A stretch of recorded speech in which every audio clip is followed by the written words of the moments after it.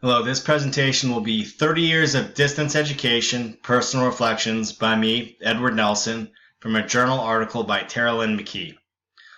All of the information sourced for this article came from the Tara Lynn McKee article that was featured in the International Review of Research in Open and Distance Learning, Volume 11, Number 2, May 2010. I will be providing my own anecdotal stories towards the end of the presentation because I have some experience with distance learning as well. I chose this somewhat cheeky first slide to show kind of the evolution of us as people and as learners, where we were first crouched over, starting to walk upright, holding a book, and then sit back down with a laptop, which is how so many of us do our learning, and let's be honest, a great deal of our interaction in society these days. McKee references the forms of education she's experienced as face-to-face, by postal correspondence, by correspondence with telephone support, by correspondence augmented with audio and then videotape, broadcast, computer-mediated, blended in-class teaching and learning, and now by digital education on the web. There has been a constant amount of change in the realm of distance education in the last 30 years. I've had experience of it since 1994 when I first started attending college, and I can only vouch for the last 24 years, but there has been a tremendous amount of change that I have witnessed as well. McKee references 5 generations of learning in the paper. Your first generation is your correspondence print. Those are your letters and books that you send away for. The university sends them to you. You complete the course. You send it back. Someone grades it. You get a grade. And that's the way correspondence print was done. Your second generation is where you get into multimedia. Multimedia print, audio tape, videotape, computer-based learning, interactive learning with a disc and a tape. Third generation is your telelearning. Audio teleconferencing, video conferencing, audiographic communication, broadcast TV/radio, and audio teleconferencing. Your fourth generation is flexible learning, interactive multimedia online, internet-based access to World Wide Web resources, computer-mediated communication. Your fifth generation is intelligent, flexible learning.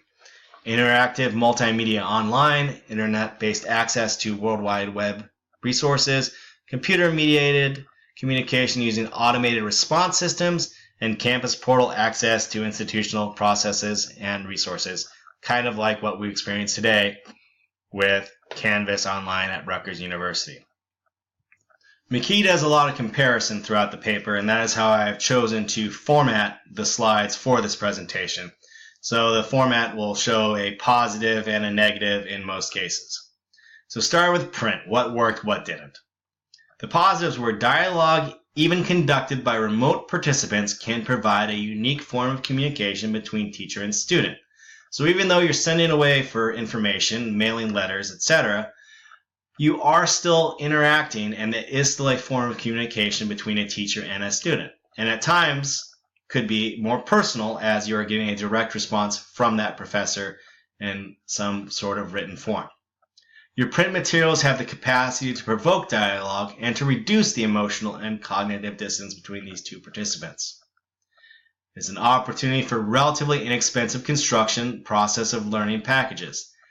They aren't hard courses to fund. They're not very expensive. And also, of course, limited technology mastery was required of a correspondence course. Most people could figure out how to mail something back and forth with a professor. Your negatives are where you get into how your success is entirely dependent on the literary learning skills of the student and their ability to synthesize print material as well as the course design of the institution.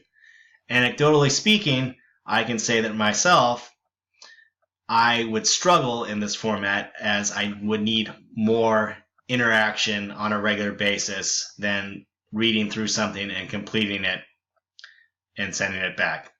The courses were often inconsistent, hard for students to remain motivated by static content, and difficult at times for teachers due to partial assumptions of students' prior knowledge. And as any educator will tell you, you just can't take for granted what a student knows or does not know, because it can surprise you how much they know, or it can surprise you how little they know. McKee discusses the second generation of distance learning as correspondence courses on steroids, but also good, bad, or downright ugly. There were numerous innovations that expanded upon learning opportunities by enriching delivery options. There were new options for student-teacher interaction, and taking a quote from Taylor in the McKee paper, she says, the tyranny of proximity was diminishing.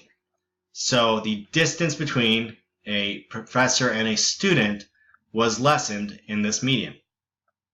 When designed correctly, this course can reduce transactional distance by providing a visceral connection to materials and teacher. Now, on to the bad and the ugly. McKee recounts receiving numerous audio tapes for a course, and there was a tremendous amount of background noise. And I can tell you that that would be infuriating to me as well if I was trying to listen to something and the audio quality was poor. Also states that many of these classes were poorly designed. They just weren't created correctly. Third generation is where you get into telelearning, and this is where McKee seems to have some enthusiasm starting to show about the various forms of distance education. It added a synchronous element to learning that only face-to-face education had previously afforded. And the content itself now had the ability to sing and dance. There were more opportunities for students and teachers and their peers to talk in these teleconference form of classes. Now, on to the negatives. The glitches and access issues were prevalent. And then a new area of problems arose, such as protocols for turn-taking and the inability to share thoughts were problematic at times. As anyone who's ever been on a conference call can tell you, it can be frustrating at times if everyone starts to talk at once, and it's even more apparent when you're on a phone. This is where, though, we start to run into some of the difficulties of these distance education courses. It is hard to keep up with new technologies. Changes are happening rapidly. For this next section, the fourth section on flexible learning, I subtitled it Enter the Matrix. And so you don't think I'm just completely crazy, I'm going to go ahead and read the start of the paragraph on this section from McKee's paper. If, as I described earlier, the second generation mixed media approach to DE is correspondence courses on steroids, the fourth generation takes things to a new level and begins to resemble the science fiction film The Matrix. So, there were tons of exciting new opportunities for students and educators when we reached the area of flexible learning. This is when your online courses were first starting to be more effective.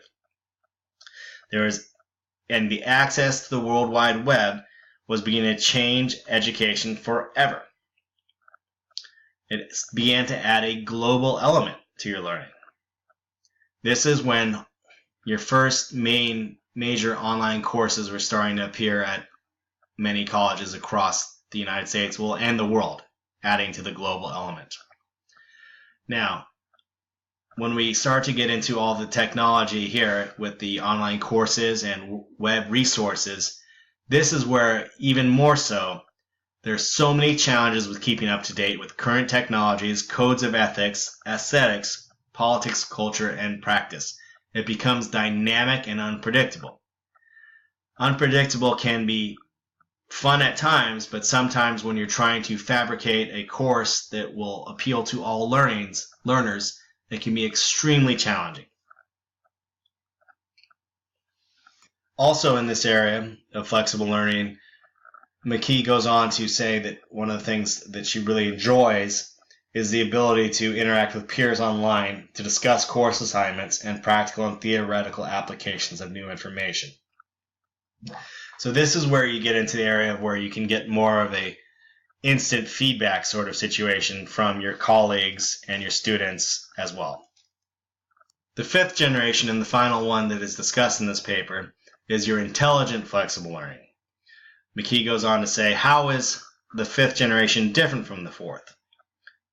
It is identified as a derivation that provides the fluidity, flexibility, and speed needed to drive the next iteration of educational technology in an age where knowledge and information are the chief currencies.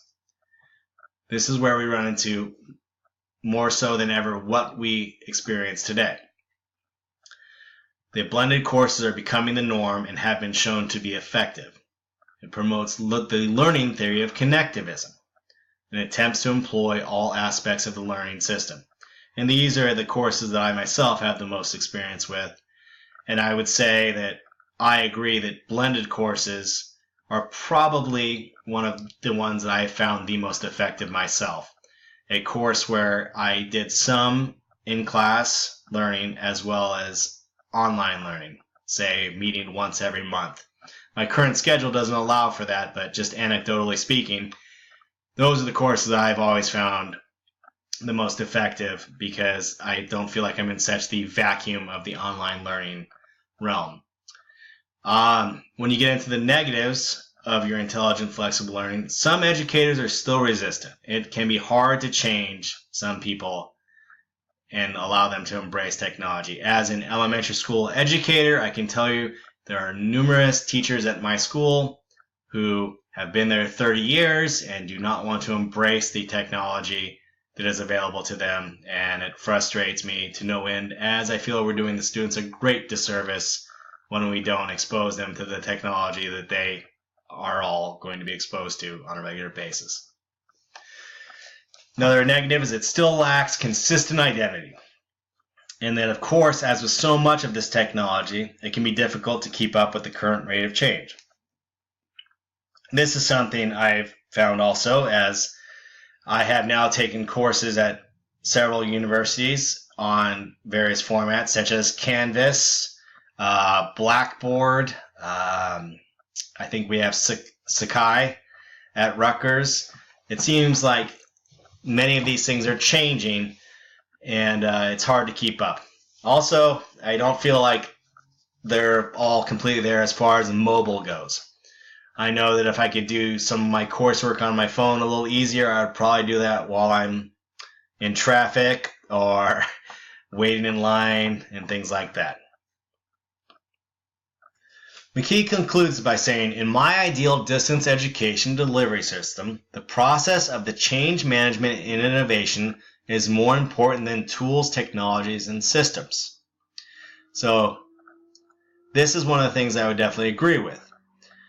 That it doesn't matter really how much technology or neat ways you have of providing the information if it's not effective. I've taken a few online courses that I felt were not very effective despite utilizing all of the technology that was available. It is important to remain changeable based on context and environment, flexible and responsive to the demands of the content. I think flexibility is one of the biggest things in all learning. You have to remain flexible. You cannot stay beholden to one form of learning, one form of teaching. You will become frustrated, disillusioned, and want to give up. And it can be hard because technology has changed at a dizzying pace, but it is important to remain optimistic. When you think of the fact that students all over the world can now possibly take courses in other countries, it is an extremely beneficial thing to have. Or in my case, I'm able to take an online course for my master's degree while teaching at an elementary school, while raising a family, while taking care of a house, and all the other things that you would think would be interrupted in a more traditional form of learning. So McKee sees the change as beneficial and exciting, and it's important to embrace this change and keep up with it.